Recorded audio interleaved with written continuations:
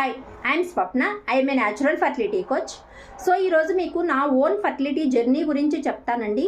So నేను కూడా మీలాగే చాలా హాస్పిటల్స్ తిరిగాను, చాలా టెంపుల్స్కి వెళ్ళాను, చాలా స్ట్రగుల్స్ ఫేస్ చేశాను. బర్త్డే పార్టీస్కి వెళ్ళాలన్నా బాధపడ్డాను, ఫంక్షన్స్కి వెళ్ళాలన్నా భయపడ్డాను. ఇలాంటివన్నీ నా లైఫ్లో కూడా నేను ఎక్స్పీరియన్స్ చేశానండి. 9 years స్ట్రగుల్ తర్వాత నాకు పాప పుట్టింది. సో నేను కూడా ఎవరేం చెప్పినా, ఎవరెక్కడ హాస్పిటల్ చెప్తే ఆ హాస్పిటల్కి వెళ్ళాను, టెంపుల్స్ తిరిగాను. ఆల్మోస్ట్ ఫైనాన్షియల్గా అండ్ హెల్త్ పరంగా మొత్తం డ్రైన్ అయిపోయానండి.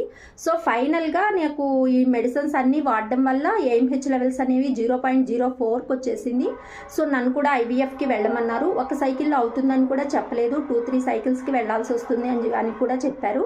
సో నేను నా మీద వర్కౌట్ చేసుకుందాము అని చెప్పేసి డిసైడ్ అయ్యాను. ఎందుకంటే నాకు ఎడ్యుకేషనల్ బ్యాక్గ్రౌండ్ అదే ఉండడం వల్ల. సో ఫైనల్గా 4 months తర్వాత నేను న్యాచురల్గా కన్సీవ్ అయ్యాను.